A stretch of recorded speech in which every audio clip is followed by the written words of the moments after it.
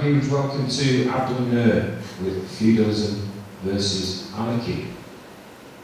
Abdul puts forward that feudalism is alive, kicking and here in a more subtle form than in previous centuries. Granted, but nonetheless, feudalism is primitive and favours the corrupt and unempathic personality. Abdul puts forward a possible antidote, anarchy, but not as we know it. One definition is advocating the abolition of government. Could this be a transition to a free society? Abdul's informative and interesting website is allwservantsofthelight.com. Please welcome Abdul Nur. I'm going to explain reasoning first. Knowledge makes a man fit to be a slave. Subjects of study can only be mastered and all falsehood removed if you understand the methods needed to reason. This is essential to be a free soul. When the ability to reason becomes commonplace, it endangers the authority of the psychopaths who exist as the accumulated wealth elite and parasite upon the masses through usury, privilege, and imposed in force through the threat of arms and use of force. Imposition, sorry. The trivium is a place where three ways meet. The order of these areas of reasoning are investigated in a certain order, and the input, processing and output is designed for discourse as opposed to any other methods. It's about debate between people to establish the truth of any issue. Everybody should learn the trivium.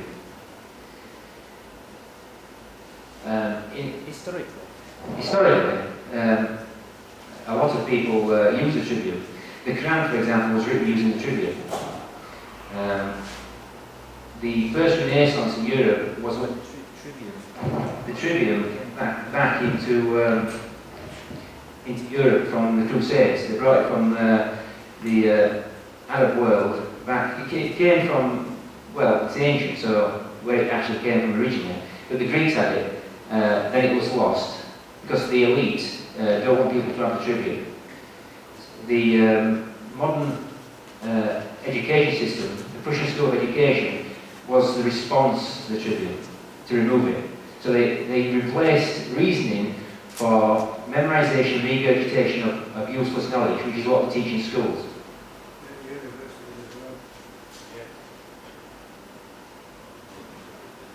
So most people reject truth without investigation. Ownership is the foundation of all hierarchies. Hierarchy is the real problem, which is what government is, or banking. All corporations are all hierarchies. Hierarchies are created and run by psychopaths. Every fiction is built upon a hierarchy, so ownership is built on hierarchy. Understanding ownership is the most important knowledge of comprehending the world. The masters possess the world while the slaves labour upon the earth.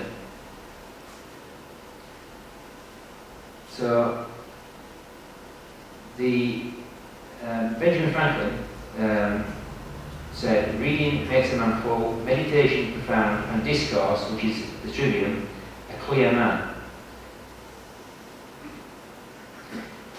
These are the 10 basic rules of debate. You don't attack the character of the person in an argument, because a lot of people do that, especially on the internet. When the people in threads, they'll attack the person if they can't debate the point. Don't misrepresent or exaggerate a person's argument in order to make them easy to attack. Use small numbers to represent the whole. You don't do that. These rules, they're much broader. These are just like points of the rules. But it's about learning not to do these things in discourse, and then you'll establish through debate the truth of anything you're investigating. Basically, you're going to the root of things. Instead of taking authority, you take nothing that isn't proved. to some degree. You have to go back to the source. So, for example, if you're investigating an historical event, like 9/11, then you look at the evidence. You go to the root. What does the evidence say? You don't take the authority as true, for example. So you're not accepting blindly. You're reasoning.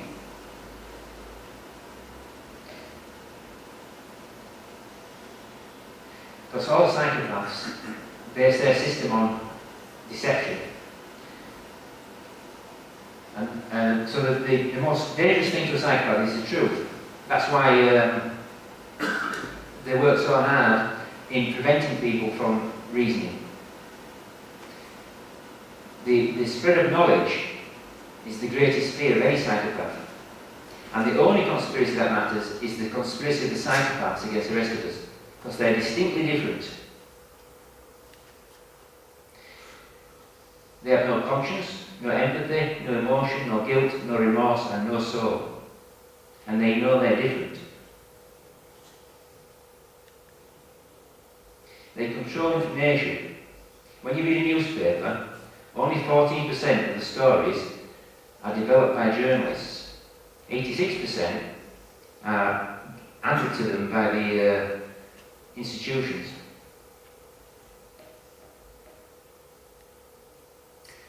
Journalism is printing what someone else does not want to print. Everything else is public relations. And that's really what you're getting with the newspapers and the media. It's just public relations for the psychopaths. This is what William Casey said.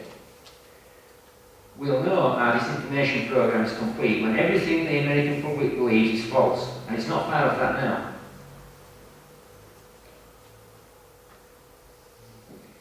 It's time to accept the truth when the lies are exactly what you want to hear. Because the lies are always more attractive than the truth. They make them more attractive.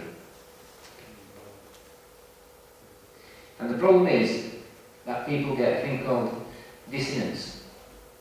When dissonance occurs in the mind of the believer, it is usually the pre-established belief that wins the day. The rationalization process, adaptation strategies and self-delusions that prevent the believer from growing past their beliefs has underscored some of the most insane thinking and behaviour throughout human history. Yet its the most tragic consequences have been the protection of those who have gained power over the masses by relying on these psychological defects in those they control. And that's because people don't know how to reason. If they knew how to reason from being children, they would have no dissonance of the mind. For example, they pervert the meaning of words. Apocalypse means a lifting of the veil or a disclosure of knowledge. The corrupt political and financial systems becoming more obvious to the masses, and a awakening of the limitless human potential in the minds of people coming together to effect real positive change. The apocalypse is happening. That's why the system is reacting so negatively towards the population. And it's a good thing. This is the bad thing, hierarchy. This is the enemy of community. It's the power of dominion descending upon persons or things ranked one above another, originating from the Greek, meaning ruler's power of high priest. It can be likened to a pyramid structure where power, wealth, resources are channeled to the apex. See, psychopaths want you to change the perception of someone who leads. Someone who leads creates leaders, not followers. So, when you look at what people think a leader is and what a leader truly should be, they're completely different.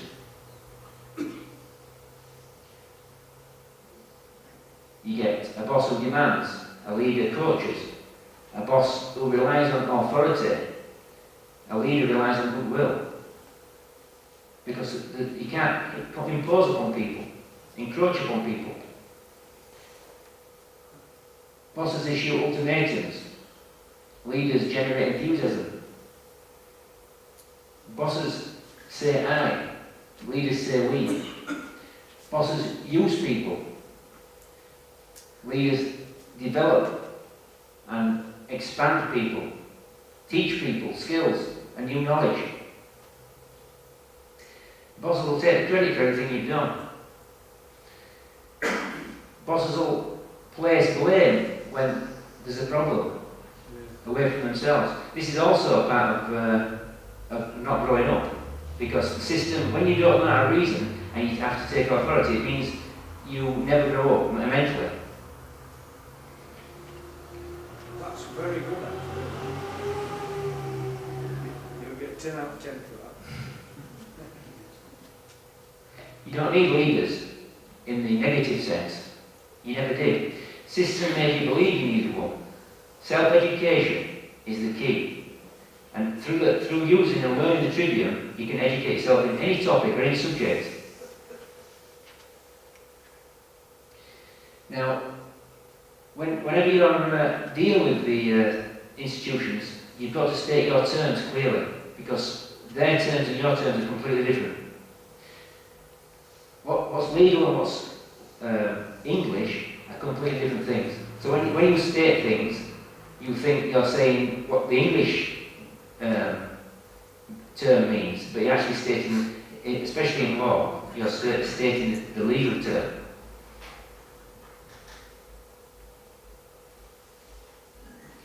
There's two things at the moment over in this dichotomy, over in the dichotomy of terms: the soul from the person and the earth from the world, because people think they're the same thing. Citizenship is the person. The age of man in ownership is the world. The world, all modern systems originate and name in the feudal world. World means age of man. The world does not refer to the earth or the planet.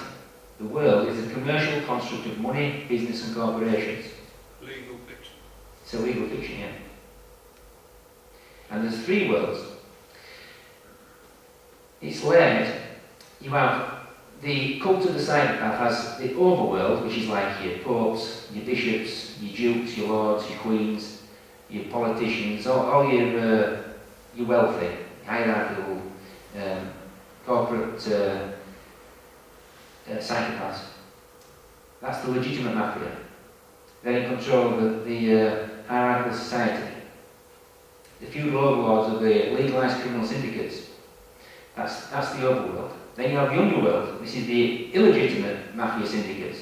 And often the same people, same psychopaths. They run the prostitution, organising the protection rackets, organ harvesting, drug dealing, all these criminal activities. And then you have what's between these two worlds. You have the commercial world. That's where all the slaves live, in the commercial world. We're all commerce, we're all chattel, owned slaves. And the two worlds prey on the commercial world inhabitants. The psychopaths extract like fishermen. And this is the basis of the hierarchical system, the Trinity. You have the City of London, which is the financial base, the Vatican City, which is the religious base, and the Washington DC, which is the military base. It's the Tri-City states. The religious status of the Vatican, because a state is status, it's hierarchy. Everything's status. Religion is here so the poor don't murder the rich. It's very true. The Crusaders are probably the most notorious example of murderers acting for the love of God. In 1209, an army defeated the French city of Béziers, which contained, according to a bishop's report, 220 Christian heretics known as Cathars. Unable to ferret out the heretics, the Crusaders asked the papal commander, Almaric, Lord, what shall we do? We cannot distinguish the good from the wicked.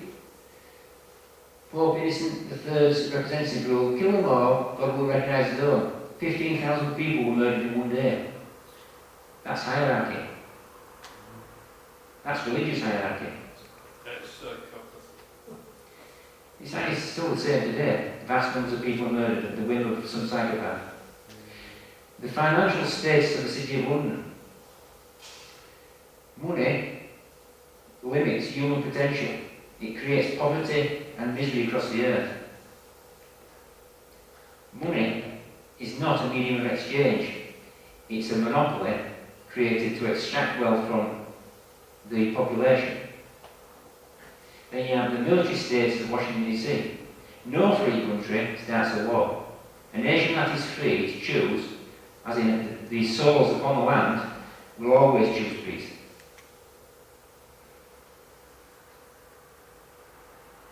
No legal tender law is ever needed to make men take good money.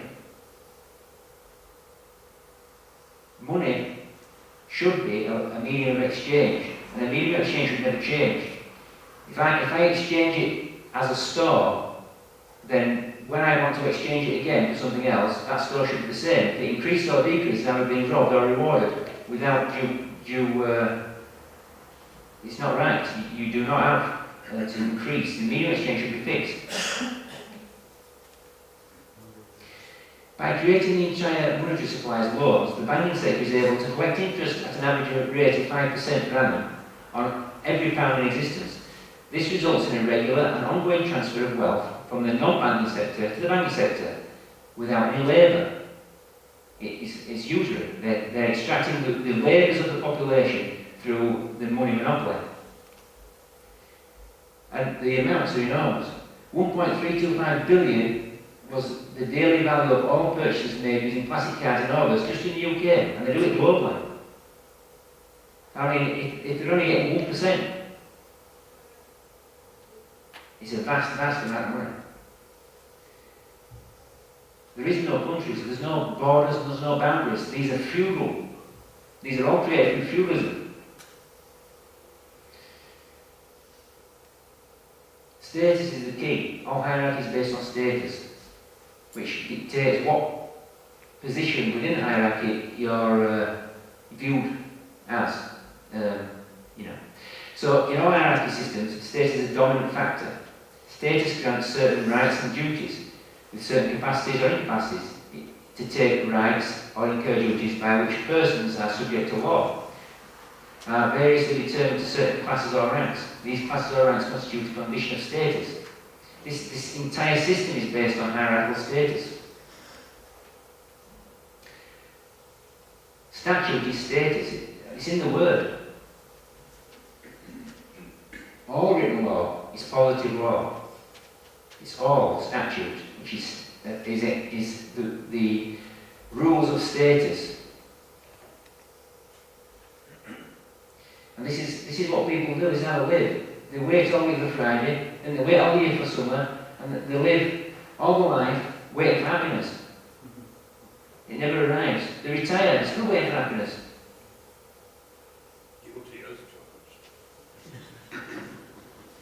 Governments are run by corporations, run by psychopaths, and the population will accept it. This is mental dissonance. They'll refute that they're corporations. They'll refute that they're run by psychopaths. Get these people tested. I'll guarantee every one of these people who are in the government is a psychopath. Shit floats to the top. It's terrible. All government is governmental. It's controlling the mind. It's a disease masquerading as its own cure. That's what government is. It's created by the few, and these few assume the consent of all the rest without any such consent being actually given. This is the trick. The feudal system is a master-slave structure enforced through law. There is no law except positive law. Positive means that it's enforced through threat or use of force. And it's all designed to extract through usury debt in various forms. Law is basically rights, a system of rules for human conduct prescribed by the governing power upon its members. See, it's for members.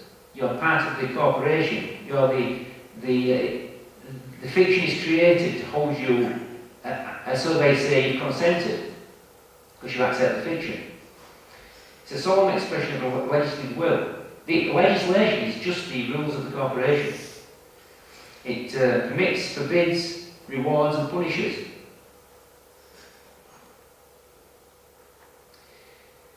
Laws. We know what they are and what they are worth. They are spiders' webs for the rich and mighty. Steel chains for the poor and weak. Fishing nets in the hands of the government.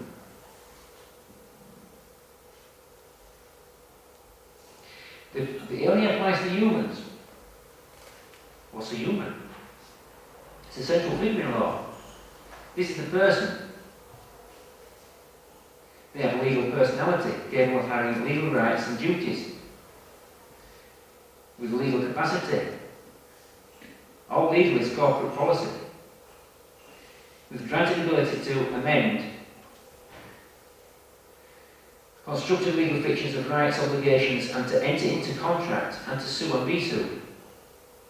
Legal persons exist in two basic forms: the judicial person and the artificial, fictitious person. The term human is unknown in classical Latin and was invented in the 14th century to replace the term serf, having the same definition. Serf in feudal polity, the serfs were a class of persons whose social condition was servile and who were bound to labour and onerous duties at the will of their lords. They differed from slaves only in that they were bound to the native soil instead of being the absolute property of a master. It's not changed. Man, in the feudal law, is a vassal. You have the man, the lord of the man. Man is an ancient word meaning to garrison, which means to defend. So a man is a defender of their lord. A human is a slave bound to the owner of the land. Neither a human nor a man can own land. They can only be tenant. The status of an owner is lord. The legal instrument of control is corporation. A human known as the natural person is the property of the owned land, not owned directly, but as a natural resource attached to the earth, just as the wildlife or the forest. The landlord controls the activities of the humans, like any good farmer, to develop natural resources to be exploited. A human can be likened to a field slave as compared to a man who is a house slave. Status. They're both expressions of status. This isn't an expression of status. A living soul. That's what everybody is. It has no status attached. Good people don't need laws to tell them to act responsibly, and bad people will find ways around laws. And that's a fact. We are told we're members of jural society. Jural pertains to the doctrine of rights, to jurisdiction, and is sanctioned by positive law. As I said, positive law is when it's enforced through force, violence, the threat of violence. The jural sphere is to be distinguished from the moral sphere. The moral sphere is the whole scope of ethics and science of ethical conduct. The jural sphere is constructed legal fictions that are subjected as legal sanctions upon the dominated. One is constructed and the other is substantive. So a moral sphere is substantive. That's the old system. The modern system, the feudal system, is juristic, which is constructed. The government controls the mind through fear and violence. And it's based on costumes. People are frightened of costumes. So these morons put costumes on and then everybody's frightened of them. That's how it works. Authority. Because from being born, the media, the institutions, they instill authority in the mind of the population. You must always give in to the authority. You must accept authority blindly. Authority is the truth. That's the system. They say you can't survive without government. It's like saying animals can't survive without farmers. It's exactly the same. A substantive community versus a constructive society. If you are troubled by external circumstances, it's not the circumstances that trouble you, but your own perception of them. And they are within your power to change at any time. because their power is all in the mind. Substantive is the system we should be using. Inherent power. There's no rights attached. Rights are granted. Inherent power is unalienable and immutable. This is what they call the law of the land, except the term law shouldn't be applied to it, it should be axioms. It is derived from the nature of your creation and binds all in reciprocation as everything is connected. The truths known as axioms are foundations that are self-evident, such as we exist on a shared planet and are dependent upon the air, water and myriad likely supports. Therefore, if a soul acts to pollute that environment, it is an encroachment. If a soul prevents equitable utilisation of the land and resources of that environment, it is an encroachment. That's the system. That's the substantive system. It was called tort. A tort is a wrongful act. In a natural, equitable, tortious axioms of the land, a complainer declares a tort, meaning a wrongful act. Meaning to inflict an action causing mental distress or discomfort to another. Mental. You cannot do that to a fiction. They have no mind. That's the difference between constructive and substantive. It's based on the soul, the other is based on a fiction. Torts cannot then include a breach of legal contract or trust, as both are legal fiction and constructs. A contract is a legal agreement between fictional parties of cooperation, which cannot therefore supplementally and cannot be considered a natural agreement. Natural agreements are bonds, not contracts. Because as people say, my bond is my word, that's a true natural agreement. The contract concept is between fictions. It's fiction.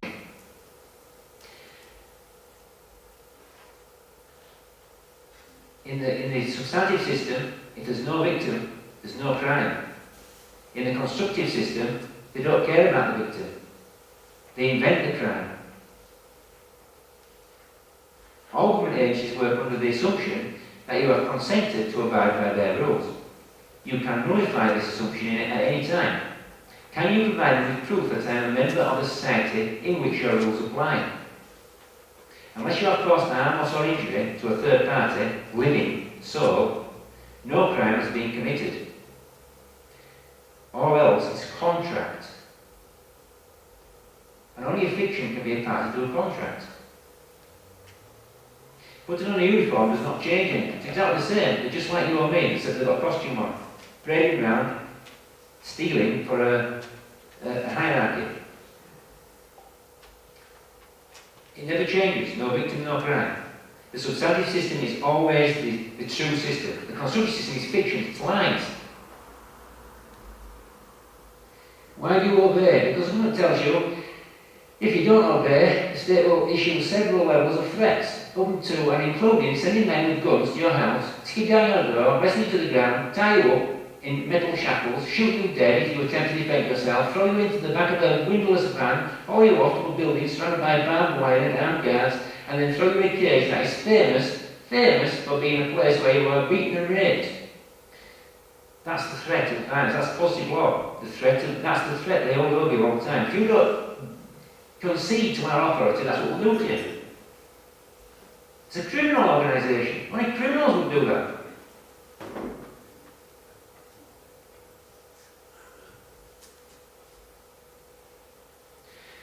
A child, which is what most people are, whose life is full of threats and fear of punishment, is locked in babyhood. There is no way for him to grow up, to learn to take responsibility for his life and actions. Most important of all, we should not assume that having to yield to the threat of our superior force is good for the child's character. It's never good for anyone's character. That doesn't change whether you're an adult or a child. Violence and threat of violence is not healthy. So what's the root? The root is the tribune. You must go to the root. What's authority? Authority is based upon the citation of statutes. A citation is a writ, as the act by which a person is summoned or cited. That means named. Positive law has to be constructive in its nature. It cannot be substantive, even if some clear elements are, as a hierarchy must author, meaning create, so construct the law or instrument to impose authority, because they only have authority over that which they authored. If they didn't author it, they have no authority. That's why they need you to be a citizen, because it's authored. Statute is a word that's formed from the word status. Same for the word state or estate. They're all status.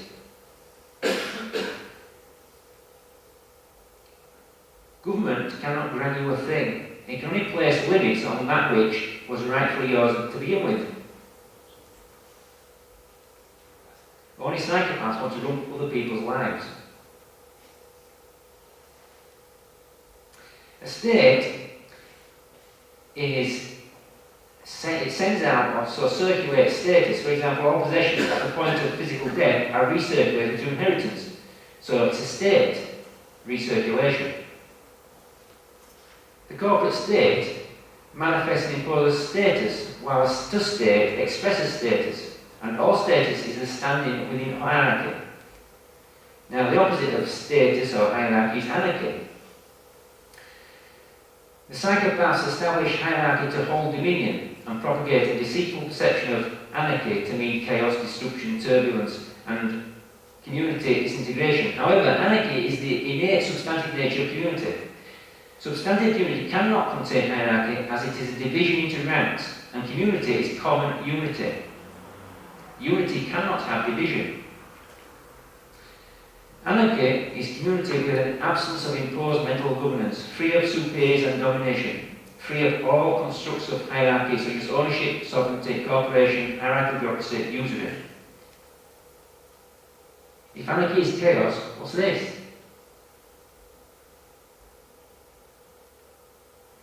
Anarchy is no guarantee that some people won't kill, injure, kidnap, defraud or steal from others. Government is a guarantee that some will. This is civilization. I prefer the other one. This is what you get when you have a feudal system. The great lie is that this is civilization. It's not civilized. It has literally been the most bloodthirsty, brutalizing system ever imposed upon this planet. This is not civilization, this is the great lie.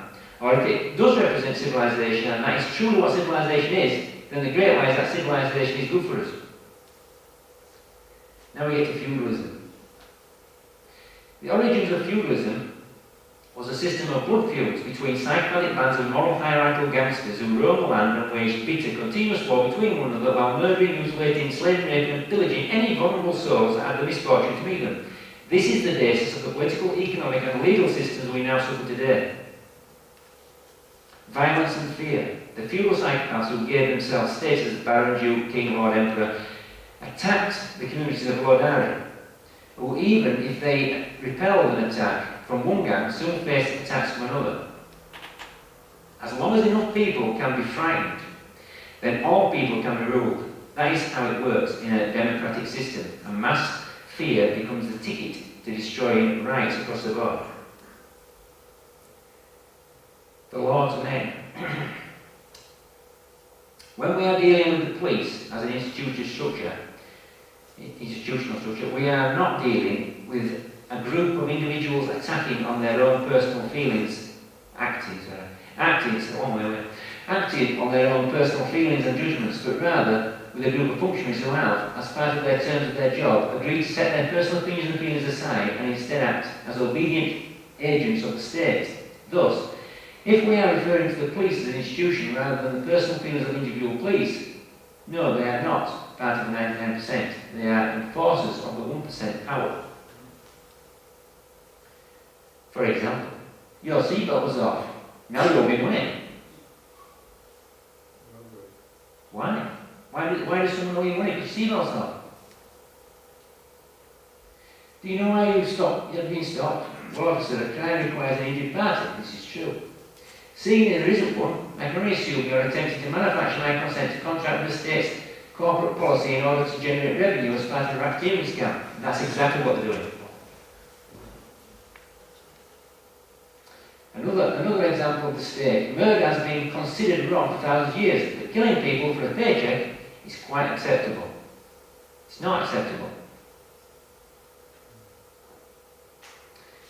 Mind control. Mass mind control. It's alive and kicking. And one of the things that the psychopaths fear is psychedelics. That's why they're illegal. Not because they're a loving government who's concerned about your health. Psychedelics are illegal because they dissolve opinion structures and culturally laid down models of behaviour and information processing. They open you up to the possibilities that everything you know is a lie. For example, 5 million people die away from smoking. No one dies from cannabis, but smoking is quite legal.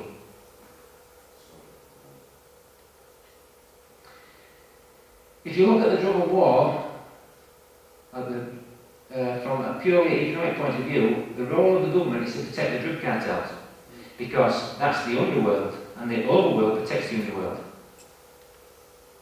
Often the same people. Now, the media will promote false idols. So, for example, this guy is promoted as a freedom fighter, a champion of the underprivileged, but in actual fact, he's a piece of shit.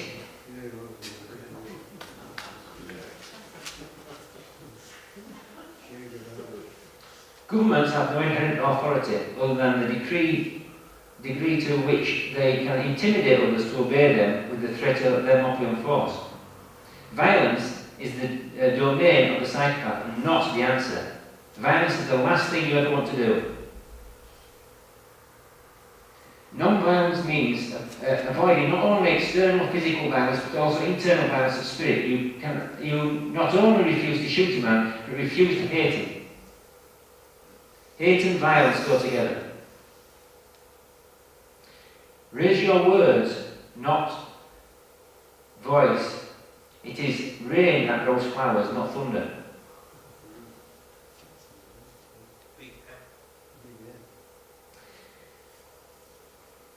The establishment of the constructed legal fiction of ownership as hierarchical preference for land use in the feudal system, the Crown represents the construct of the public, which is another term for corporation, the body politic, violently imposed by its advocates as the legal possessor of all land and resources, and the punisher of all crimes and grantor of all privilege. So everything under ownership is held by the corporate Crown, and they require a share of the gains from that title, which is their entitlement. Additionally, as they hold second from the church in title, they can take possession of the land whenever they require from the tenant who purchased the tenancy.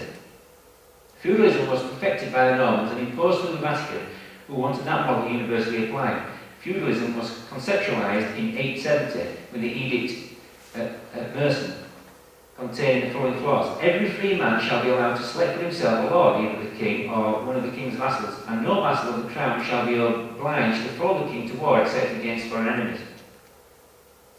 It would frequently happen that the owner of a lordly property, isolated amongst all his independents, found it impossible to live securely and comfortably in the vicinity of barons stronger or more powerful than themselves, as no equitable system of tort relief was in place, because they destroy that first.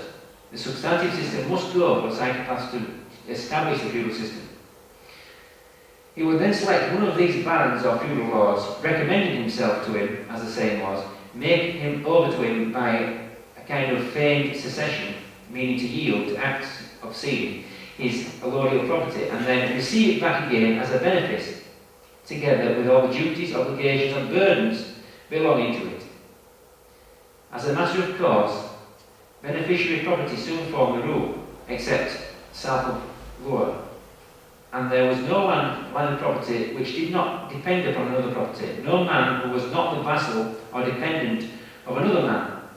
The hereditary transmission of landed property and all charges, offices and positions of trust was sanctioned by the Edict of Quercy, 877. Community was structured on bonds in the past, as I was saying. The entire system was a bond system. A bond is the substantive, what you call agreement, a contract. The constructive one is a contract, the substantive one is a bond. But with the advent of feudalism and the dominance of corporation, this form of bonding between living souls was not possible or no one understood. Bonds were corrupted to instruments of incorporeal entity between corporations and persons, both fictions. Hierarchy replaced confidence between living souls in community and without confidence in those around them, the imposition of feudalism evolved into complex structures of granted monopoly and control. The ordinary soul faced a choice as the feudal cycle has gained more and more control, with the full support of the Vatican, either perish or swear fealty to the strongest local feudal psychopath, who hypothetically, in exchange for the termination from the attack, or threat of attack, would provide defence from his competitors attacking. So the essential element of giving yourself fealty was the duty of the law to protect the man or servant. This was the basis of their consent to enslavement. Fealty was an appalling choice to accept. Faced with such a choice, it must have been almost unbearable. To swear an oath of fealty meant giving yourself, your family, and everything you held to the feudal psychopath in ownership, granting the feudal psychopath the ability to impose any dictate, no matter how perverse or obscene, to subjugate you and those you love, to endure any extortions and exploitations levied. Before feudal psychopaths could dominate the land, the ability of those wronged to establish relief must be removed. If the psychopath was held to account for murder, rape and theft, their ability to dominate would not exist.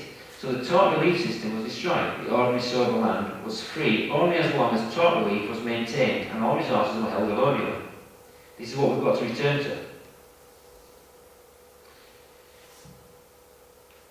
So they extort, which means they deny you torts. They say that the tort system is denied you. So to be extorted, you're outcast from the community, exiled, banished, driven out. This term can also be used as an individual extorted to act as an extorted to obtain money or other valuable things through the compulsion of acting force of motives like the will. It's about everything substantive is about mental, the mind. Everything constructive is external.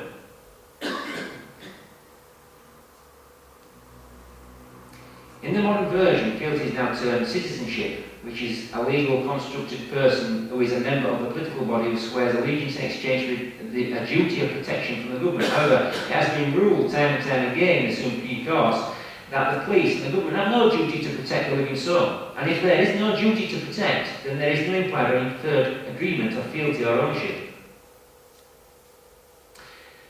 Homage was given to the liege lord only by those who possess land. That was being transferred into ownership. This was a man. A serf was attached to the land considered farm animals, so they did not swear fealty. This was a human.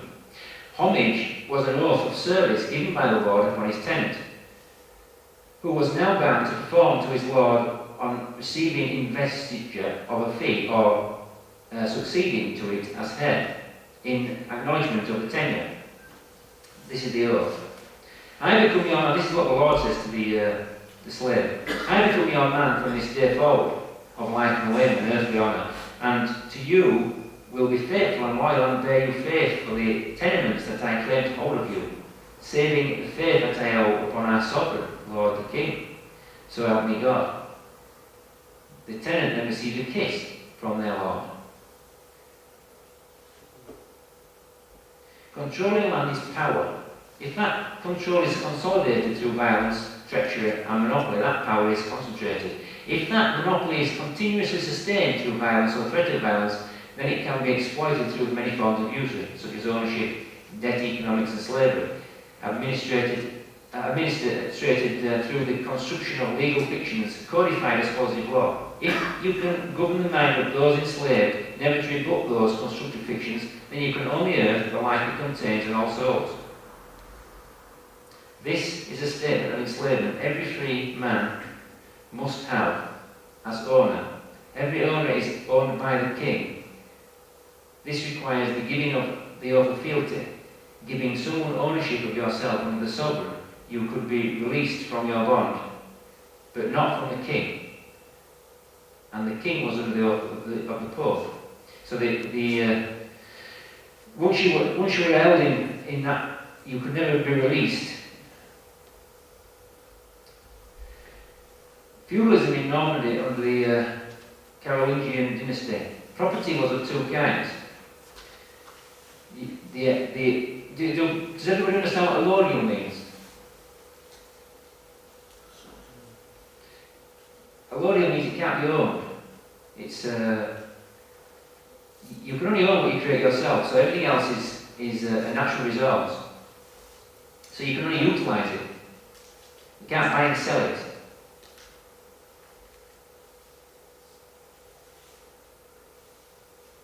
The most important thing is to re-establish the substantive system of torts.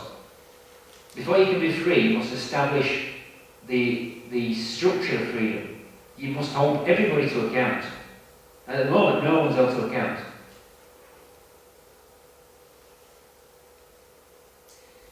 If slavery is defined as one man's dictates upon the activities of another, so, by threat or violence, a soul must seek the consent of another to act, so is compelled to seek license, permit and registration, then to advocate government is to advocate slavery. Government is the rule of some men over others by initiated force. This is a form of slavery. To advocate limited government is to attempt to limit that lack of consent, as if you could have limited slavery. Ownership is the key building block in the establishment and advancement of the modern capitalist socio-economic system, now utilised to enslave mankind, pollute the earth and drain all resources under the control of a comparatively small number of people. And ownership is basically shared gains. So the owner, it's a form of usury, is ownership.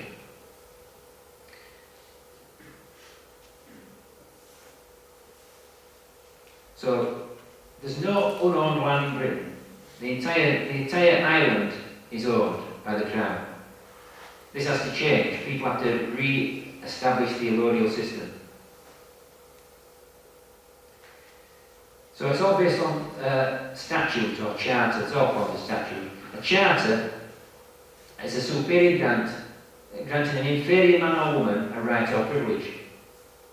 And it's without consent, so they do it on an entire population. They'll grant a charter. Some monarch will sign a charter and it applies to everybody, for example. The Christian sovereign king model, installed by William the Bastard in 1066, later given justification by the Vatican's agents using the proven fabrication document Rex Alborum, attributed an offer from 758 to sanction William the Bastard as sovereign. Before William the Bastard, there was no sovereign system in Britain. There was no monarchy. Only in southern England, and that was being destroyed. That's why the Vatican reacted so violently and sent so many armies. The system before that was a substantive system, and in a substantive system, everybody is equal. There is no sovereign. A rex did not stand for a sovereign of any sort. There was no hierarchy.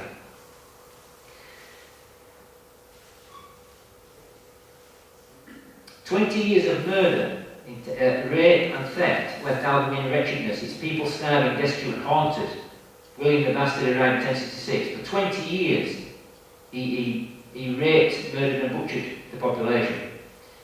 He wouldn't take people. People tried to surrender. He still burnt the cities. It didn't matter, because when you have an ownership system, and people have a allodial system, you cannot make a mind that understands the allodial system accept the ownership system. So you have to depopulate and repopulate. They did the same thing in the Americas, South and North America. They had to repopulate because the people there use the allodial system. You remove the allodial system by depopulation. They did the same in Australia. They did it all over the world. Wherever the allodial system existed, they murdered the population.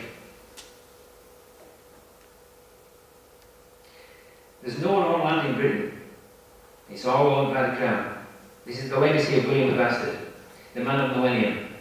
This criminal theft is the basis of the state and tenure declared through the domain of the Crown Corporation, and has existed from its origin only in colour of law. It's all colour of law.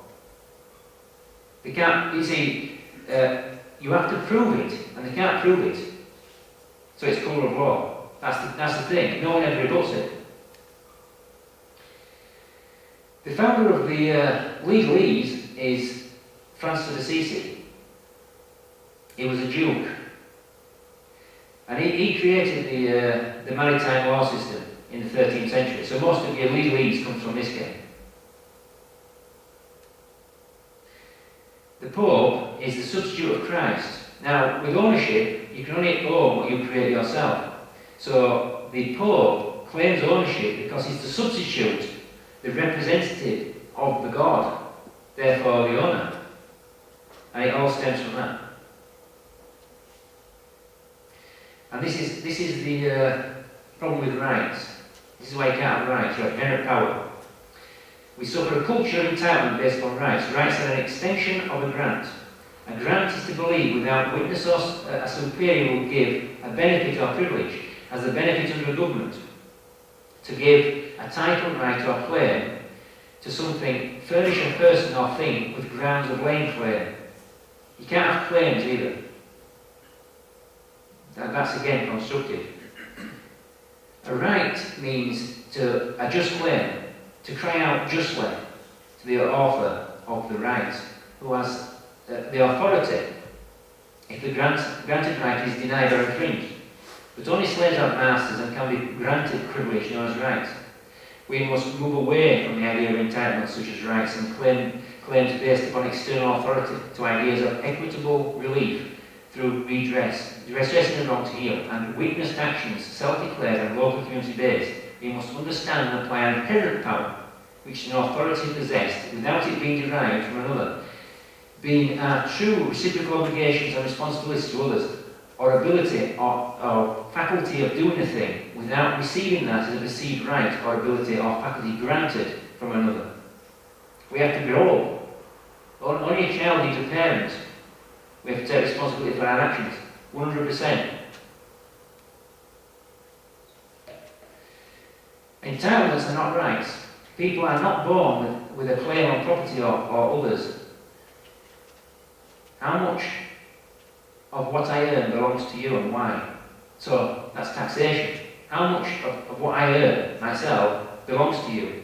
If you accept what government is, the concept of socialism where the many pay for the few. It's all based on needs, ships, and the floating sea of commerce created by Francis of Assisi. The two constructed fictions forming the ship of commerce references ownership are the doctrine of tenures, which means no private person can own land. You can't own land, you can't be a lord. You can only be a tenant.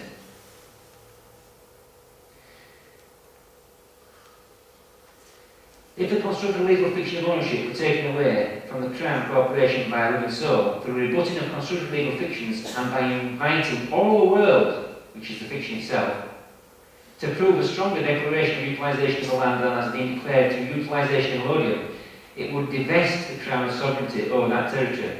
That means nothing would apply. They would have no jurisdiction, which is where it comes from, ownership. To retain the fiction of sovereignty, the Crown must sustain its position of ultimate feudal overlord. The feudal system imposed through the domination of the land by warlords established a simple trust which holds all in ownership. In the case of Albion, which is what this country would call before William the Conqueror, it was imposed through genocide, a common method. From the Doomsday Book, this is after 20 years, it has been tentatively estimated that there was between 1.25 and 2 million people left, including the large influx of Europeans eager to subjugate and exploit the survivors of extermination. The population distribution was on average 10 people per square mile in the southern counties, while the northern counties, including Wales, had a density of less than 3 people per square mile, and counties came with William the Bastard as well. Before William the Bastard, they didn't have counties. This is just after William the Bastard. King Stephen. When King Stephen came to England, he held his council at Oxford, and there he took Roger, Bishop of Salisbury, and Alexander, Bishop of Lincoln, and the Chancellor Roger, his nephew, and put them up in prison till they surrendered their castles. When the traitors understood that he was a mild man, so he wasn't a psychopath, and gentle and good, and did not extract the full penalties of the law, they perpetrated every enormity. They had done him homage and swore oath, but they kept no pledge. All of them were perjurers, and their pledges nullified. For every powerful man built his castle and held them against him, and they filled the country full of castles. They oppressed the wretched people of the country severely with castle building. When the castles were built, they filled them with devils and wicked men. Then, both by night and day, they took those people that they thought had any goods, men and women, and put them in prison and tortured them with indescribable tortures to extort gold and silver. For no martyr were ever so tortured as they were. They were hung by the thumbs or by the head, and corselets were hung on their feet. Corselets. Knotted ropes were put there around their heads and twisted till they penetrated the brains. They put them in prison where they were adders and snakes and toads, and killed them like that. Some they put in torch chambers, that is, in a chest that was short, narrow and shallow, and they put sharp stones in it and pressed the man in so that he had all his limbs broken.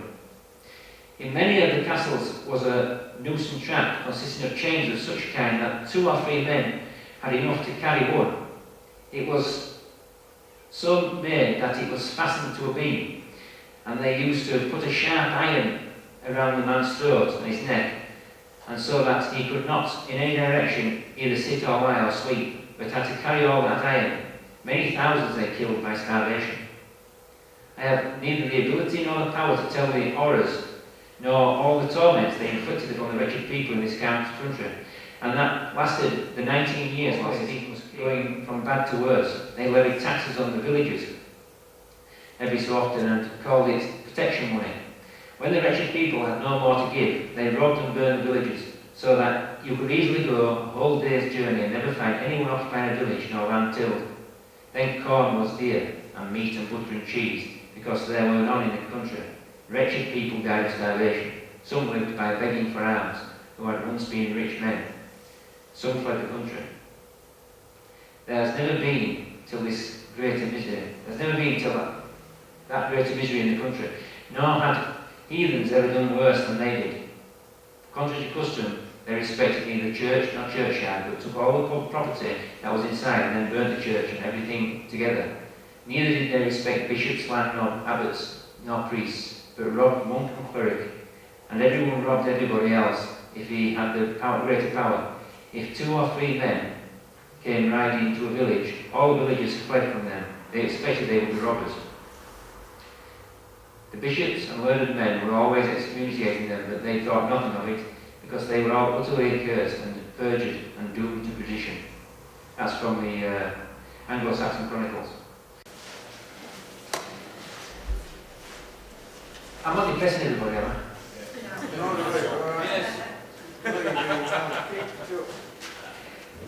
You see, with King Stephen, the Vatican couldn't extract revenue because he couldn't control the psychopaths. And they needed to create a method of controlling the minds of the psychopaths, which is where government comes in. So the Vatican had attempted to dominate resources and impose their constructive authority and restrain the constructive authority of the liege lords of Europe with charters. This required the creation of mental governors to hold them to the contract, as they were beyond control. No one could dominate them. So how do you maintain that contract? Because at any point you can go, no, I don't know. So they had to create some form of mind control. In England, the Vatican Archbishop of Canterbury, Stephen Langton, drafted the Magna Carta in 1215, and the lesser feudal lords, lesser than the king, signed and imposed it upon their liege lord, King John. The Vatican amassed a huge military force on the coast of France to aid the lords in creating Vatican dominance. John signed, because they created the threat of violence against it. In 1265, Parliament was created with 2 houses, the Lords and the Commons. The governmental system was in place upon the monarch. For over 250 years, the charters of the Vatican remained, and they held the power and shared the revenues until 1534, when all charters were dishonoured by Henry VIII, who expelled the Vatican from Britain. Their spell of authority was broken. And that's where the idea of spells is in these. That's what the legal system uses, grammar. It's about spells, words. The feudal cancer. Feudalism, like all non-productive structures of external subsistence, eventually arrives at a point that all resources are consumed and ultimately dry up, or become so overpriced in the expenditure of your own resources that to steal those of your neighbour is no longer cost effective. I mean, globally, the fuel system is still in power. They exploit and use up resources and then move on. So land usury, ownership of land and natural resources is based on shared gain between two owners, between the owner and the tenant. The resource is lent out and the interest on the loan must be paid. That's the concept of usury. They're lending something out and then you pay the interest. That's what the owner's doing. The same concept is on capital usury. Capital usury is two forms. The loaning out of money at interest, which is what the banks do, or the use of capital to fund production, where the interest is labelled profit. So they use their capital to create production from your labour, and then they extract profit, which is a form of interest on that capital. The feudal power had to be destroyed for capitalism to develop, as it was by the 3-century-long persecution of the witches. From the vantage point of this struggle, we can also see that capitalism was not the product of an evolutionary development bringing forth economic forces that were maturing in the womb of the old order. Capitalism was response to the feudal laws. It was their creation. It wasn't an evolution or an improvement on the feudal system. It was an extension of it.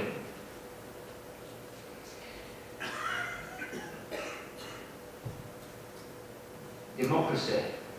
This is the key to capitalism. The Rothschilds instigated the French Revolution in 1789 in an attempt to purge Europe of the widespread failure of the Roman Catholic authority and the feudal structure, which had been exposed through the propagation of the Tribune Renaissance and later the printing press Renaissance. The religious frauds of the Roman Catholic corporation were being exposed. Democracy is a way to divide brother from brother, taking the responsibility of each living soul as for their neighbour, and inevitably suspending that obligation, achieved through the collective conferring of those responsibilities on a representative, an agent of the corporation. The Roman Catholic used the fabricated and carefully engineered threat upon them, generated by themselves and the Rothschilds, to create support for a new emperor, Napoleon. Cardinal Chiaramonte, the Bishop of Imola, in 1797, Christmas sermon, baptised democracy. This bishop was Pope elected to replace Pius VI as Pope Pius VII. A man is no less a slave because he is allowed to choose a new master once in a term of years. Never underestimate the power of stupid people in large groups. How to spread democracy. Now that we've destroyed your country, you can pay us to rebuild it. That's basically the method of the psychopaths. It's never changed. From the beginning to this day, they still use the same method. Here's an example of democracy at work. Iraq before and Iraq after.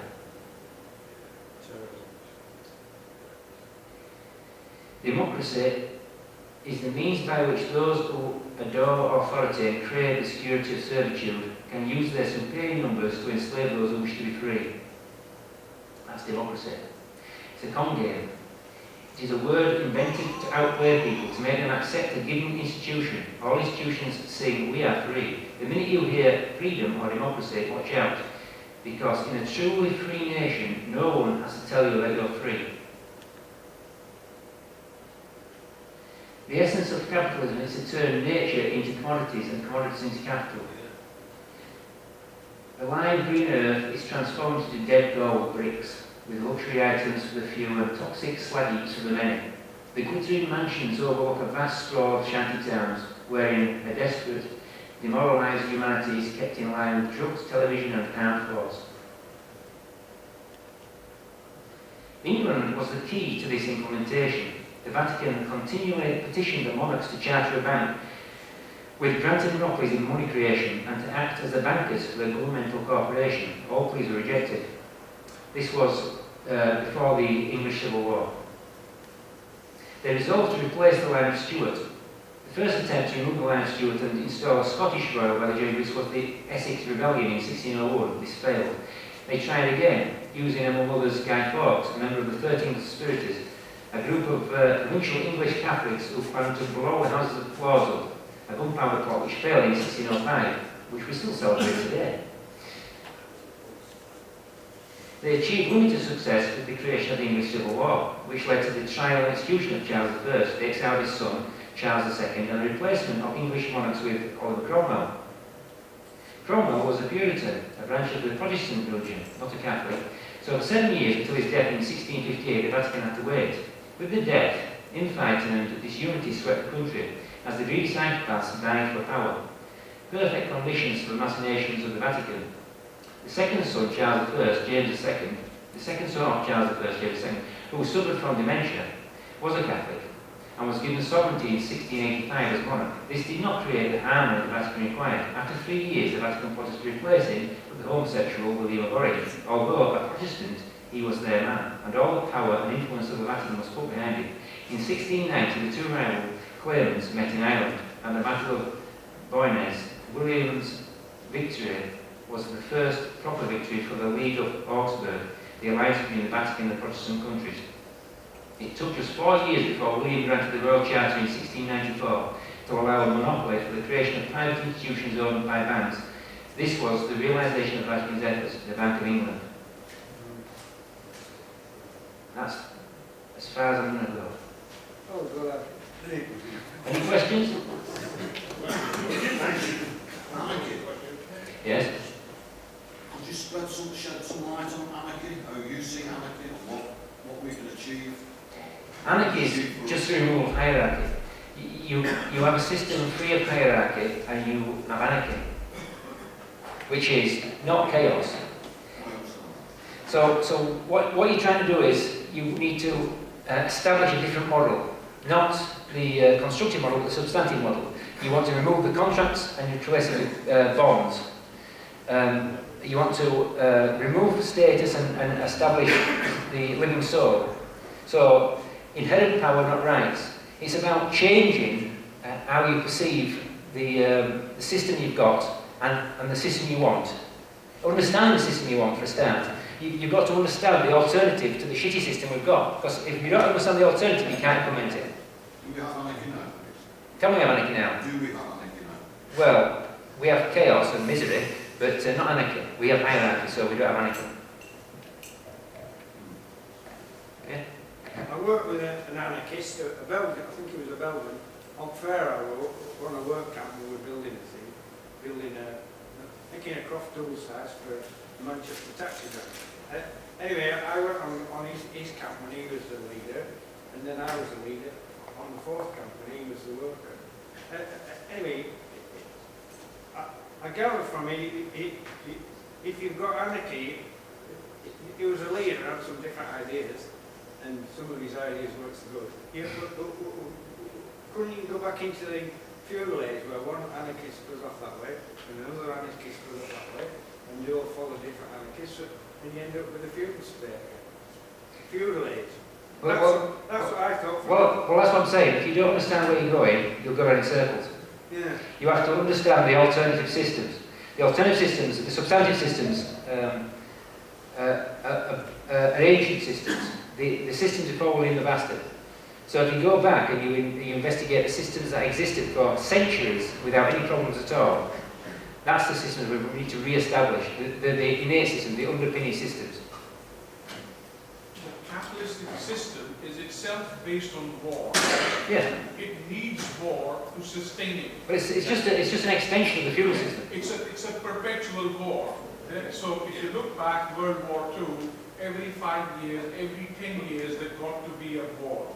Otherwise, the moment the war stops, the crash returns. So in order to keep the system rolling, it needs war after war after war. Korean War, Vietnam War, Iraq War, Gulf War II, Syrian War. So it just can't go for more than 10, 15 years without a war, because it is an essential part of the system. It is just a feudal, feudalism was based on feud, war, and capitalism itself is based on war in its current form. How do you propose we get rid of these psychopaths? Well, I think they can be identified. There's several methods of identifying a psychopath from a normal person. Yeah, I know that, but how do you propose we get rid of them? Well, firstly, you can't reform an existing system. They were designed for psychopaths.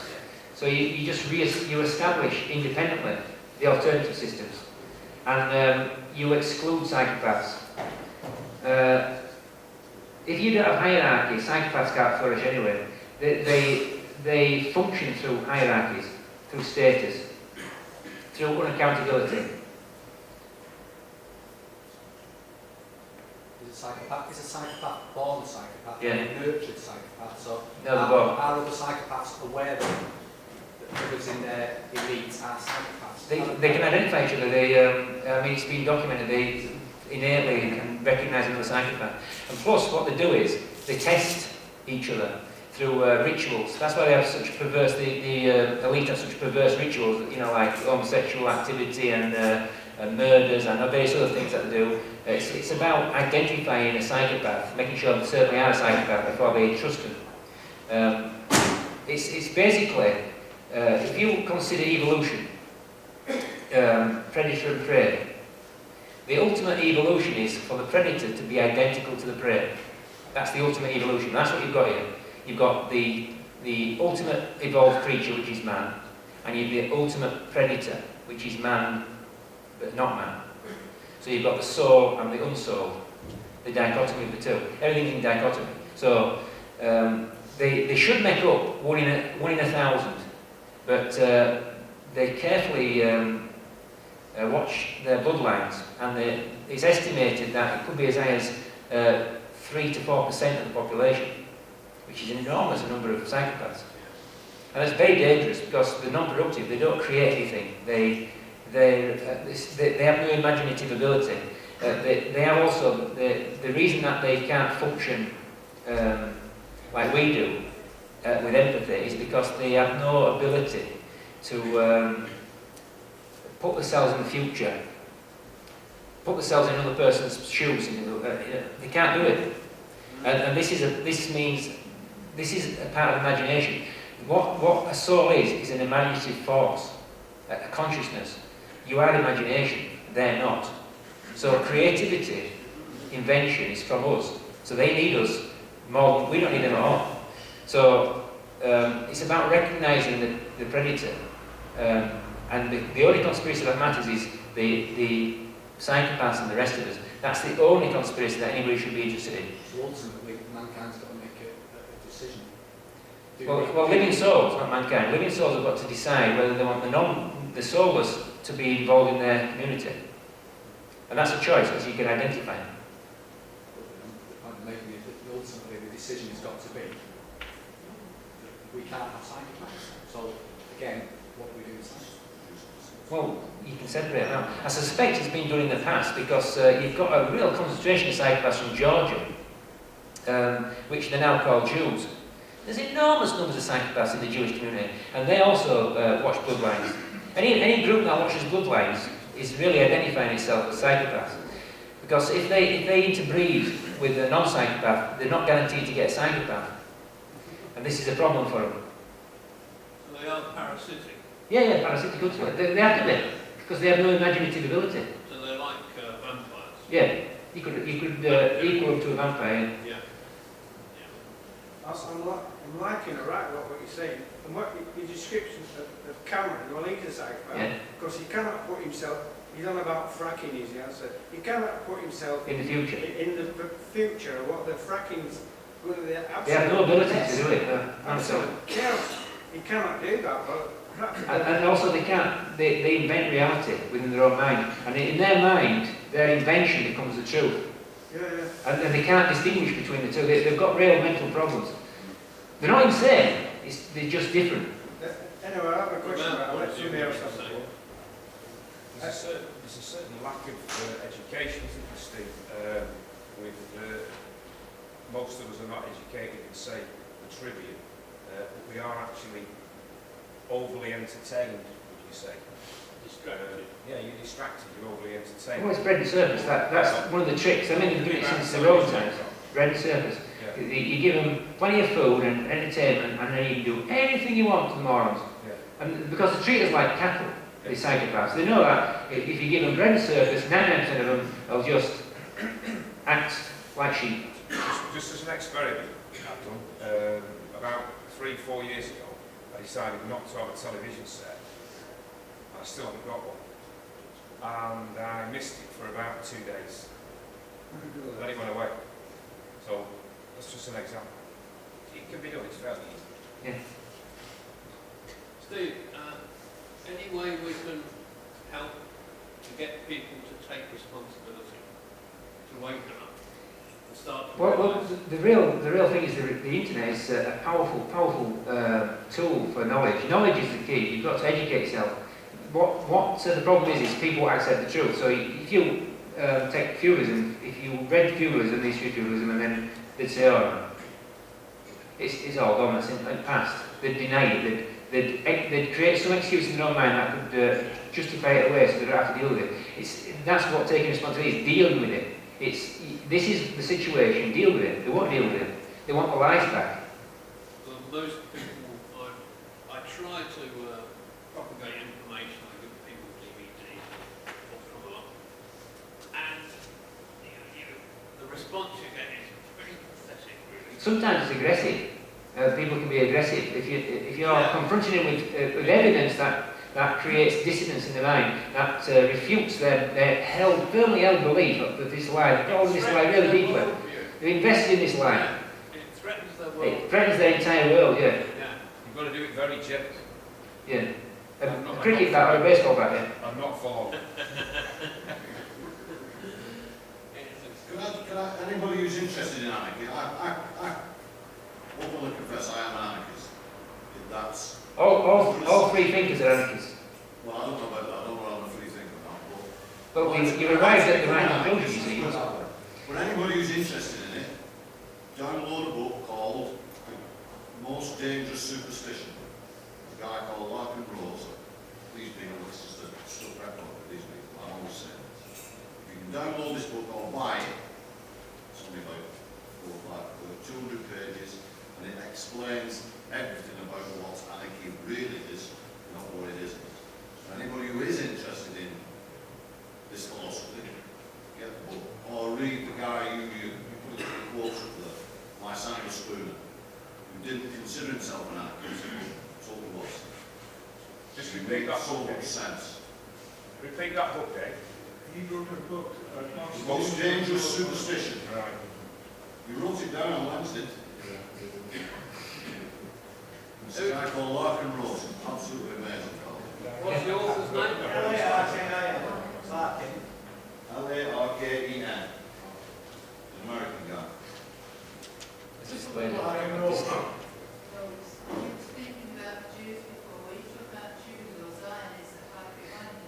I'm talking about the Azankazi Jews from Georgia. It's mainly those that are the Zionists as well. The other ones, the original, if you like, they're only a small fraction, maybe a few percent of the Jewish population. They're not the ones that are the problem. The ones that are the problem, the Georgian Jews, which were there must have been something concentrating that population at some point in history into Georgia, and there's been a real problem ever since. Yeah.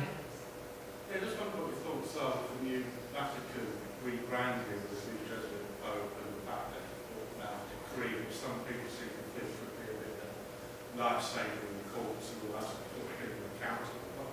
What, in your opinion, do you think their game is at the moment with that? It just seems a bit... Well, it's always the same game, which is to make people stop acting.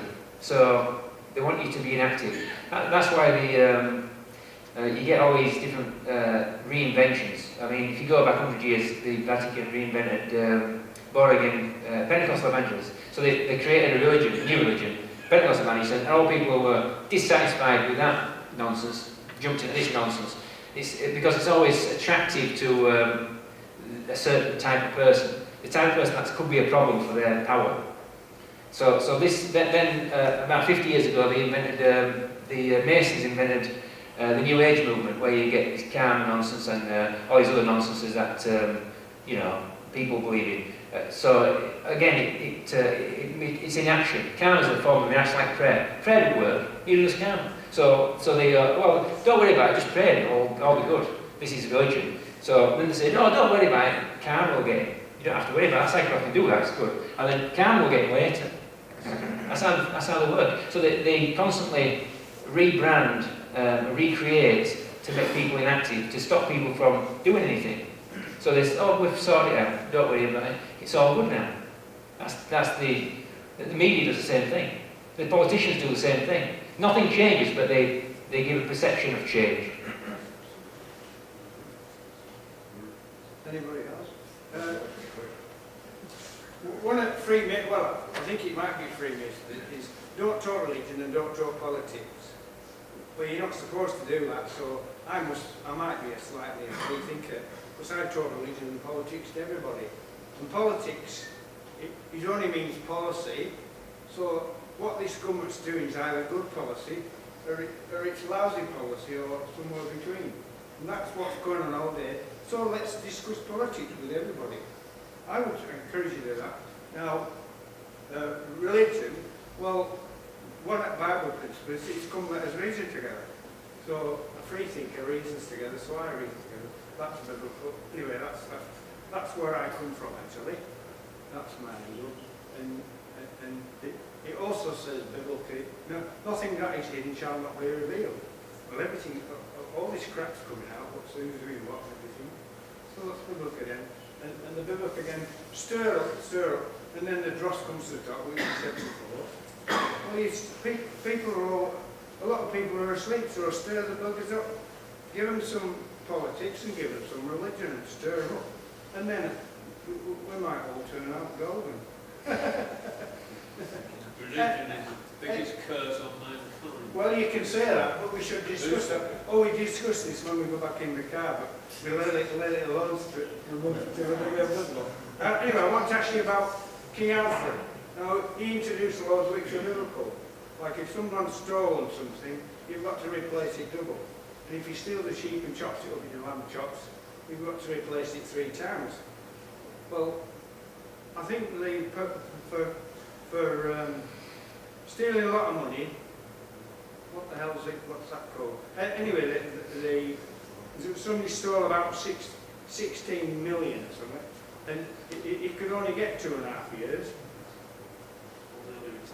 No. I haven't got the word. And he only got 2.5 years. Instead of paying back double, the 16 million. Well, you've got a system of tort relief. You've got remedy. Remedy is not the same thing. The legal system gives remedy, and that means they give remedy to the corporation. So that means revenue, in other words. Whereas the tort system gives relief. It gives relief both to the victim and the one who committed the problem.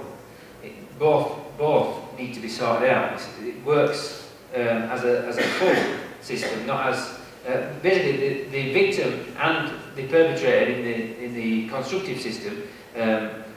One will be punished, which isn't a remedy or a relief, and the other one will get nothing. So the victim, he goes, wanders off, he's just a witness for the prosecution. That's it. So in the tort system, for example, if you steal, then the solution will be to pay back what you've taken, but for a day, everybody in the community who knows you goes and tells you what good deeds you've done in your life and how respect they are in you. So it's an emotional, because it's all about emotion, it's all about consciousness. So it's the remedy and the relief is all about the mind of both the victim and the perpetrator. So the victim's mind has to be eased, and so as the person who caused the problem, because you don't want to do it again. You don't want other people to suffer mental dissonance or mental distress. So it's about reducing mental distress in the community. You don't want people to be suffering. Encroachments that piss them off. You don't want people pissed off, you want people happy. And that's really the substantive model. Substantive means natural, real, true. Listen, part of the solution is it's starving the beast and it's full. Well, you do, if you reject it. It's going off grid.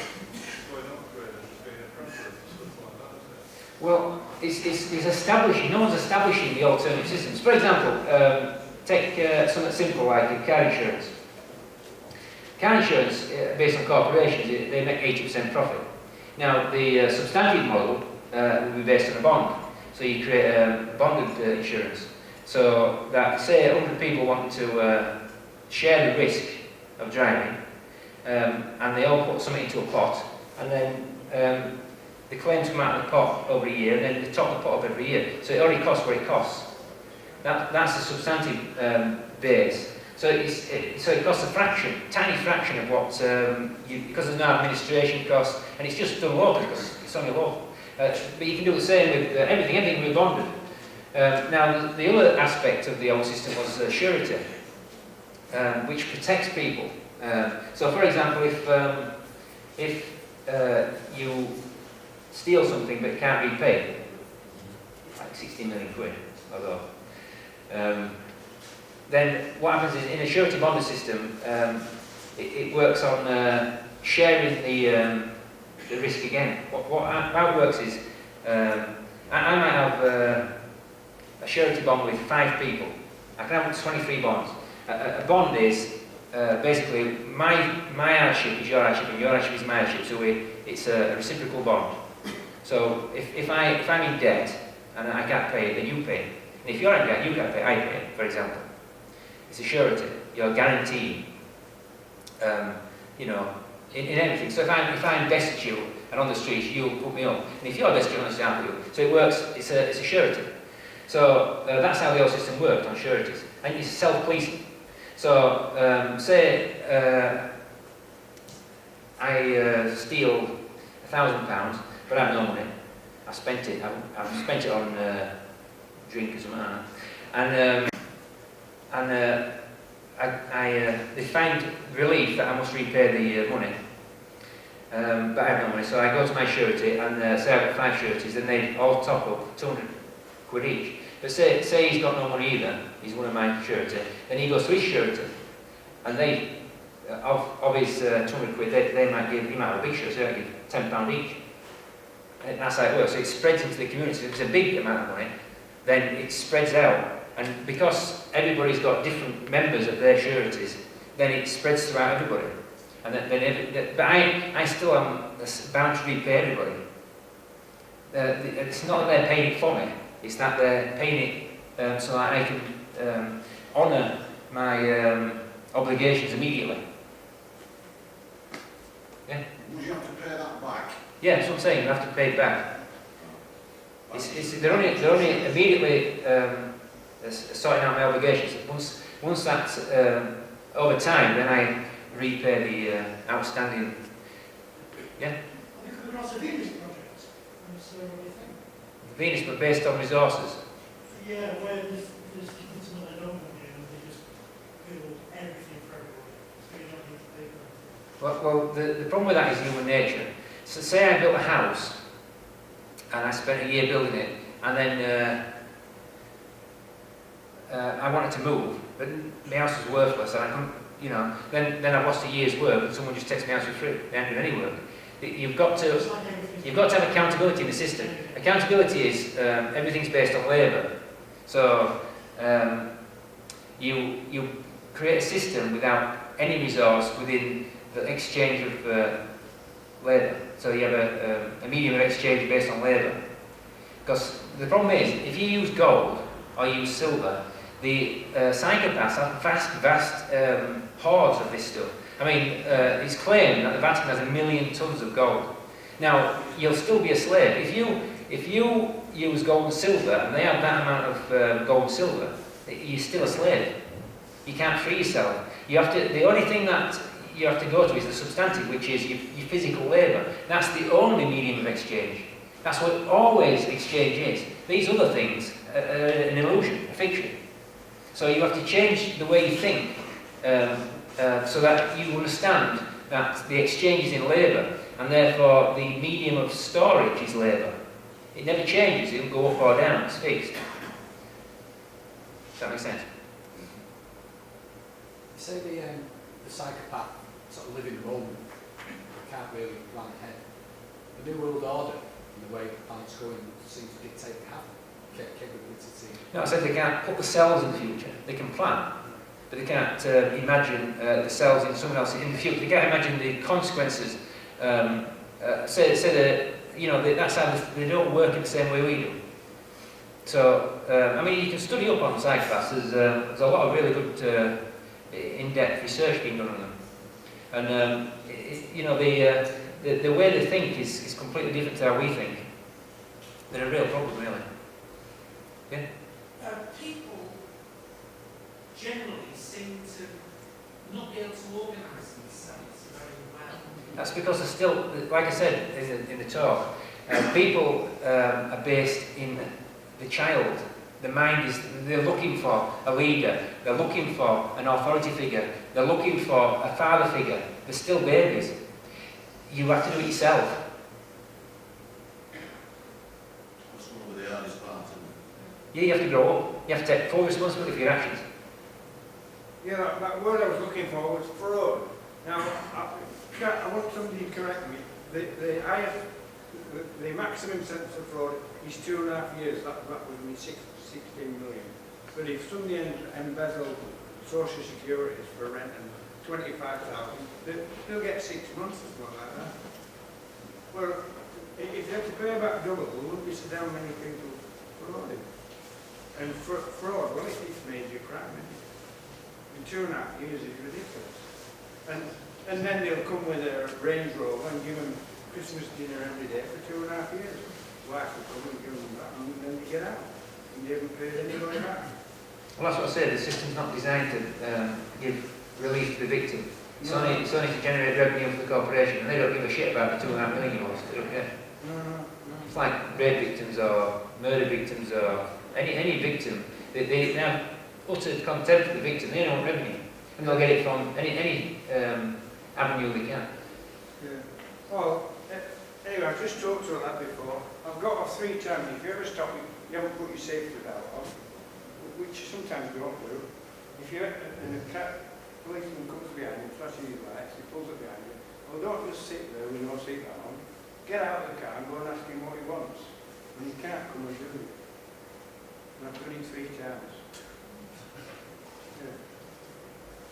Well, I don't like people harassing me, so I go and ask them what they want. He puts them on the back feet. Be polite and everything, but it works. Is that a more? Yeah. Thank you for that too. I might get jail for that. Just a day-to-day life.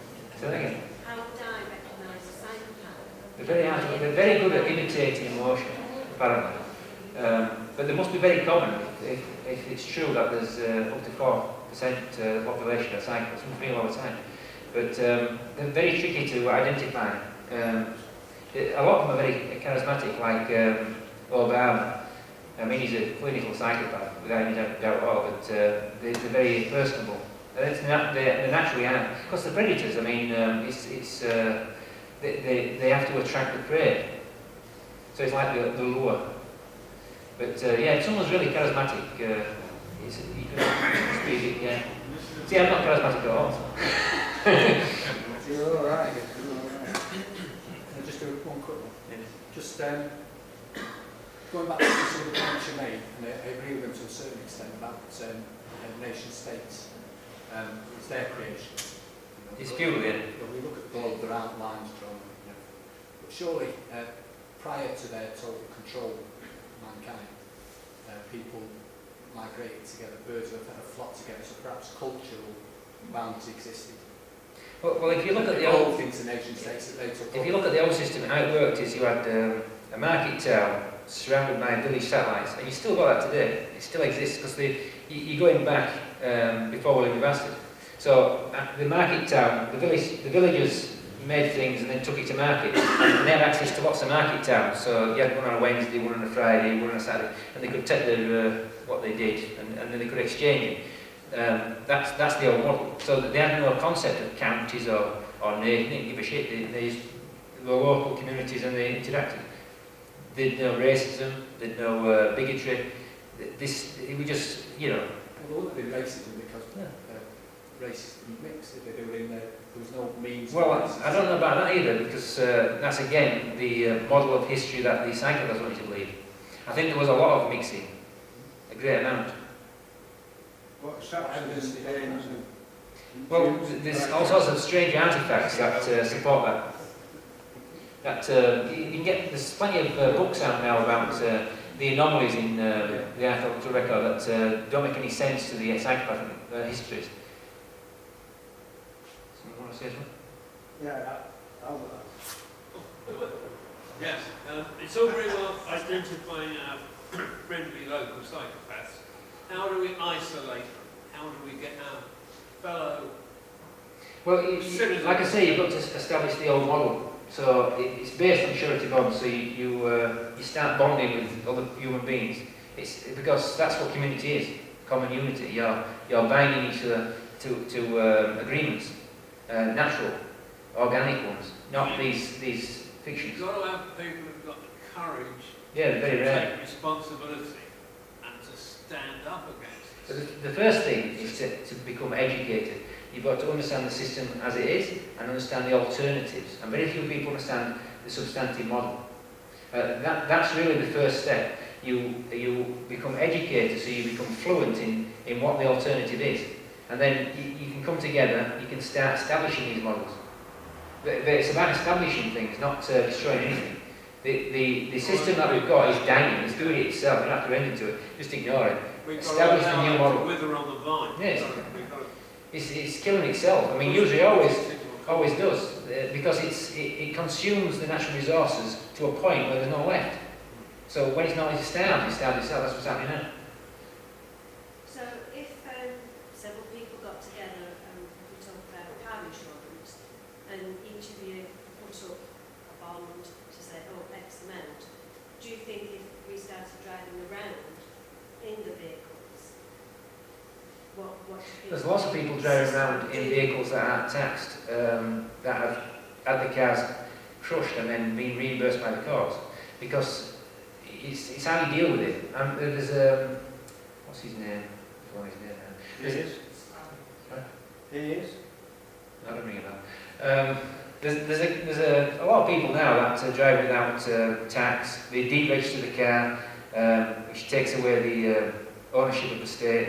I mean, they would if they could drive without fuel tax, but it's how you do that. So what you've got to do is, for example, one of the simple things you can do is if you've got no mortgage, you can change the from a tenancy to a lord-area.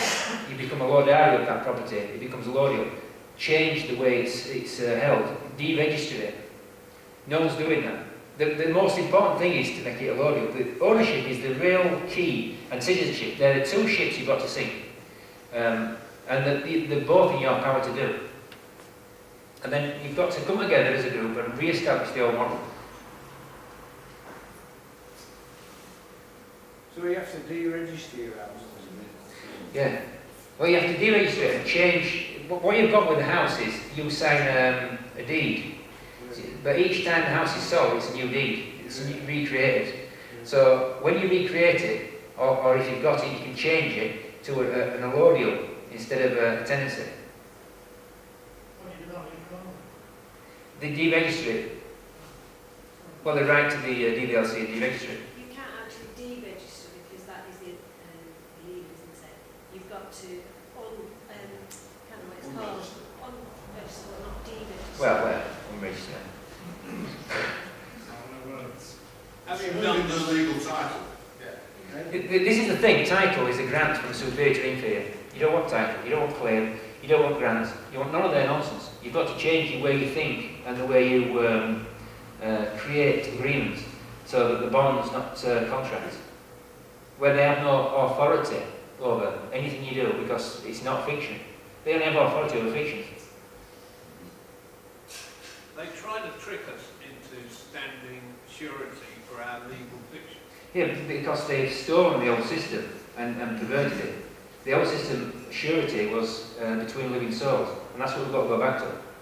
The community's got to return. People are isolated, and that's what they want. Psychopaths want you isolated where you feel powerless, so that they can invent any shite they want and impose it on you. They can take 90% of your earnings, probably more actually, in various thefts, various scams, and then you're extorted. You're beyond talks. There's no relief for you because there's no support. That's the old system. That's the feudal system. They remove talk relief. So you just, what can you do? Divide and rule. Divide and rule. Divide down to an individual. That's right. Make you a corporation, and then it's a fiction, which is a citizen, and then they've offered you. They've authority over you. If you deregister your house, like when you get older, then you might end up in no fuck truck. Council can come and take your property, can't they? No, If you deregister it, would they not be able to do that? they have no jurisdiction. But no one's done it yet. If you can establish a loyal ownership, then No one's done it yet. I've put a model of how to do it on the website, step by step, but no one's tried it yet. Oh, well, I'll have to try that then. If you say over in the top that the Crown owns everything, Everything. so if... Since Doomsday. They own it till Doomsday, that's what they call Doomsday before. Well, Till if you Doomsday. adopt it, and we want to change it and make it a Lodium, if we don't own it in the first place, how can we make it a Lodium? Because they have to prove their claim. They can't. It's a colour of law. Theirs is based on complete nonsense. They know that. Well, they've actually been taking, about a month ago, it was in the papers that the Crown was taking up all the properties because there was a deadline where they had to state their claim, and they was claiming Claims, yeah. so many people's properties. Yeah, it's because people don't understand the system. That's what I'm saying. The most important thing is to become educated and then come together and establish, not remove anything, just establish the alternative. And the example is the most powerful thing anybody can do. You do things by example, because that's the only method. So, I will register my house and become a Lodium, yeah? Then set it on fire. Well, it goes further. But you can do it. The insurance as a bond with 100 other houses, so you can spread the risk. Exactly the same as you can with car insurance. You can do it with any form of risk sharing. So when we become a Lodium, yeah, we're no longer the fee simple, are we? So we're now a Lodium, now we have... You see, you don't have to do it with your house, a Lodium. If I say the Crown owns some land and I own some land, I can go and declare I'm going to make that a Lodium, and I put a method of how to you go through that process, and after 6 weeks I go to the land and it's mine, a Lodium. You don't need to buy anything of these people. You don't need to do it to your house. You can do it just to land, but you can't do it to land with property on it because that's a store of labour, someone's labour. So it's about understanding the difference between natural resources and creative resources. Yeah, what I was going to say though, right, once we're all Lodium on our things, our land as it were, who then, because if I'm a Lodium, I then am responsible for policing it, defending it, being fire service, being... You basically are anyway. Yeah, nothing changes. It's just an illusion. So fire stations, fire engine will still come there. It probably would anyway, because they wouldn't know. Yeah, but I'm relying on them not knowing. But you can do that. We're talking about creating a community, so it's about doing it for yourselves and not. So if you need a fire service, create a fire service. Voluntary fire service. You just have them anyway. If there's 1,000 people, 1,000 families locally, you need a fire service. Create it yourself. If you need a medical service, create it yourself through a bond. Yeah, that's what I wanted to know. You can create all these things. You don't need a state. You don't need hierarchy. You just need it. If you need it, come together and decide you need it as a group and create it. That's the way forward. There would be a chance of them turning around and saying, "No, you've got Lodium, this ain't your fire service anymore." Yeah. That's fine. Create your own. Yeah. So I just wanted to know we would have. But you see that the bigger the example, the more people will copy it. So eventually it'll be self-evident. Their system is crap. You don't need it, and you can create a substantive system without any fictions at all. A fiction is a lie. That's what the psychological system is based on. Lie upon lie. That's what they want you to believe. They want you to believe every lie they come up with. Life sense. Yeah. License, yeah. Well, it's like areas of study, physics, full of lies. I mean, they had the Zionist Einstein. Everything he said for a lie, but plagiarised lies. I mean, they hadn't changed their understanding of physics since Einstein because they based it on lies. They never will. They'll never get anywhere with physics. They never advance. It was shooing along until Einstein. People were discovering and creating and finding things out all the time. Then Einstein, no. Since 1930, bugger all. Apart from string theory, which is just a guess. I mean, they had the Jesuits came up with the Big Bang theory, utter rubbish. So they build upon these utter lies that are disproved constantly and have to invent other lies to cover the lies of the lies. It's like, you'd need 96% more matter to have Big Bang. I know, we'll have black holes. I know, we'll have dark energy. I know, we'll have invisible shit, you know, that you can't detect at all. It's just bullshit. And people swallow it. People accept these lies, and this is the problem. See, evidence? No evidence, no. Well, we can't detect them. They're black. It's dark. You know, it's such a shit. They do it all the time. Like the distance of stars. That's utter bollocks. I mean, they don't know the distance of stars at all. It's just made up. And people accept it as, it's rock solid science. That's all true. That they're constantly lying. The Earth is expanding. People don't know the Earth is expanding. They're always pushing under shit that the geologists know bollocks. The Earth's been expanding. It's 200% bigger than it was 200 million years ago.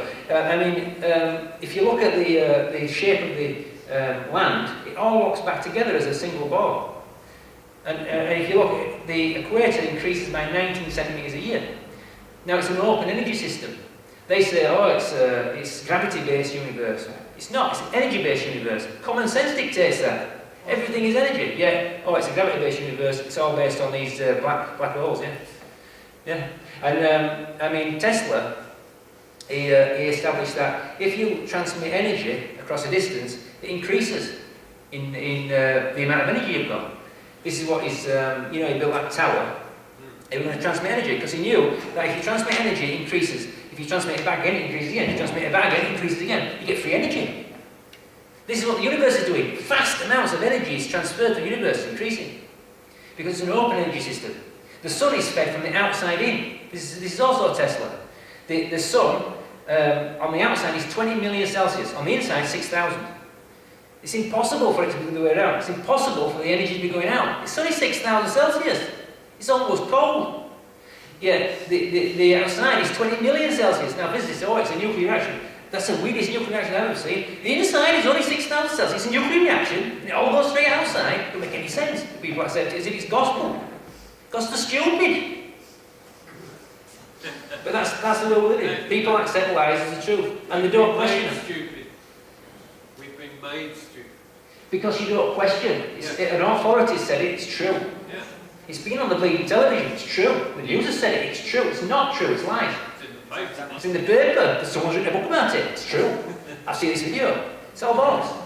Reason itself dictates it's not true. 20 million Celsius, 6,000. Not true. It's not a nuclear reaction. Common sense.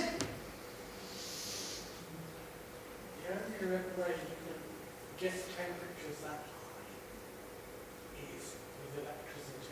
Yes. It's an energy system coming in from the outside. And the universe is probably electric. It is an electrical universe. Absolutely.